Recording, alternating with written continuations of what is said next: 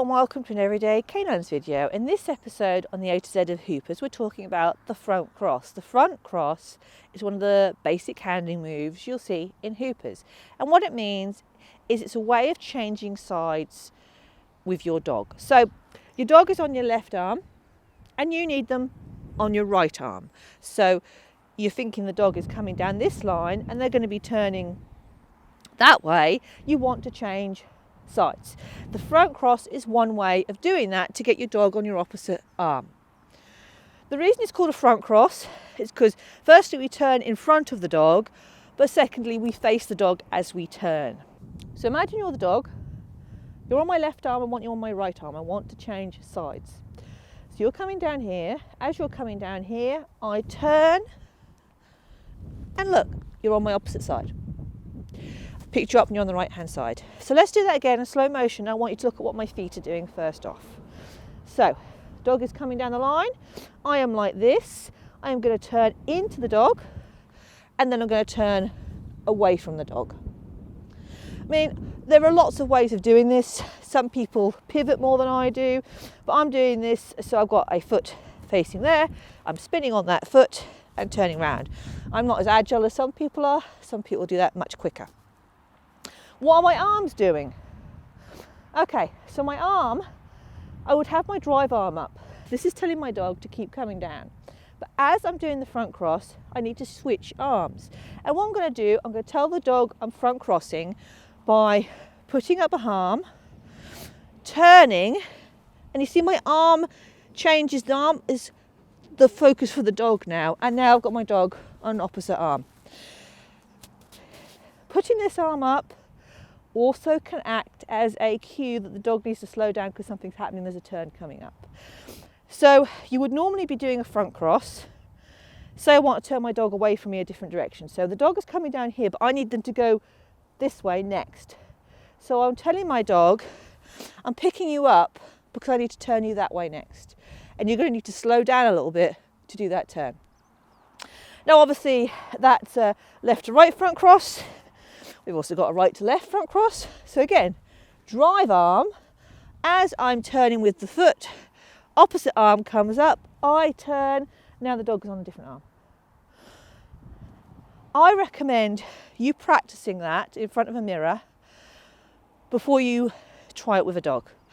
Because one of the things, once you've got it, it comes naturally. Once I've got it, I mean, I do it all the time. I just go, yep, okay, yep, quick, yep, yeah, I'm done. I can do it on a straight, I can do it on a turn, I can do it at obstacles because I've got it. It's muscle memory.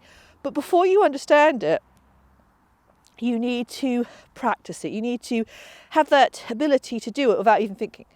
Because otherwise, you're going to be going, oh, am I front crossing? Am I front crossing? And the dog is going, what are you doing? So practice that first. Then we're going to introduce it to a dog. Now, there are multiple ways to do this. I'm going to show you one way. There are other ways to do this. So I've got two hoops. They are set at 4 meters apart. Hold there, hoop. Now we've taught our dog to drive through the hoops. So that means I can set my dog up in front of that hoop over there. I can ask them to come, and as they're coming, I can do my front cross. And as long as I've put plenty of time and make sure I've got plenty of distance, then my dog shouldn't be concerned about what I'm doing. If I try and do this right on top of my dog, they're going to go, whoa, what are you doing? I don't like that. But as long as I've got plenty of distance, then I can get this done before they're even near that hoop. Sit, sit. Thank you, wait. So I'm setting my dog up. Now, if you're worried about being able to do this before your dog gets there, you can start your front cross before your dog is even released. So, put my toy away so I can concentrate on my hands. So I can start my front cross now. Go, go! And look at that. She didn't worry, but I had got the cross. I'd done the front cross. She'd already come in. She was on the different side to me. So let's do it the opposite side this time. Again, pop that in my pocket. So I'm going to start my front cross before she's even moving. Go, go! Oh, you cheated a little bit because you saw what I was doing. She's figured that one out. But you see, that gave me time to do it. No lie, if you've got A fast dog, the front cross is something you do when you've got lots of time. You're not going to do it when they're, if my dog was here and I thought, oh, I should have been doing a front cross, no time. No time. You never do it when you're right on top of the dog, because all you're going to do is stand on your dog, been a bit collision, someone's going to get knocked over and disaster. Okay, one more demonstration. And you see, I haven't actually, this is how I taught Pai Pai right from the scratch. Wait. Because it is, you know, she's not having to think about it. Wait. Go, go. She's just doing what she does. And oh, look, you change sides. Now, what happens if you haven't got a weight? If you haven't got a weight, there is another way we can do this. This is the way I prefer, because it's simple for the handler as well as the dog, because all they've got to do is run on a straight line.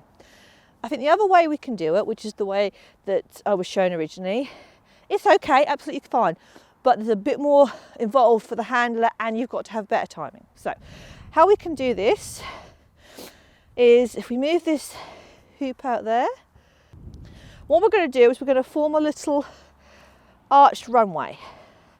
And you're going to have to actually teach this before you do your front cross. So I've got 3 hoops set up now as an arch. To begin with, your dog needs to be able to do this. If you've done drive exercises with your dog, hopefully they will be able to do this, but this might be something you've got to start proofing with first. So let's see what you'll do with this. Ready? Good girl. So I didn't have to say anything, she did pick up the hoops. But that might be something you have to start with before you can even teach your front cross. So again, this is why I'm like, because you've got to teach this first, and you've got to have different words before you do the front cross. But this is a way to do it if you haven't got a weight for your dog. Highly recommend you do have a weight for your dog, because it's going to make your life a lot easier. Now, when we want to do this as a front cross, we will send our dog and walk and perform the front cross.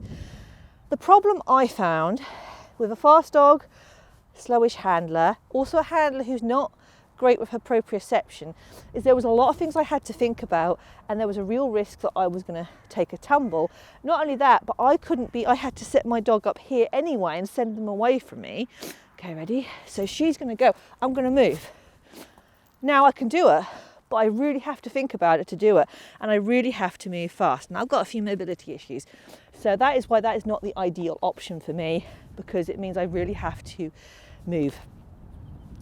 And I find front crosses, say with my mobility and proprioception, I find front crosses, I can fall over my own feet, be honest. So that is a bit scary for me, because I can't think about my feet so much and it's a bit all on top of me. But that is how you can do it if you haven't got weight. And I also find what I do is I start to cheat. And I start to cheat because I'm not actually, if you look at my body, I'm already facing her. Whereas when I was on the straight, I did a complete proper front cross, which is what I would be wanting. So in an ideal world, you have a weight and do a straight line. If you haven't got a weight, but you've got someone who can assist you by holding the dog, do that. And if you really haven't got either of those, then you go to this setup and scenario. But that is how you do your front cross.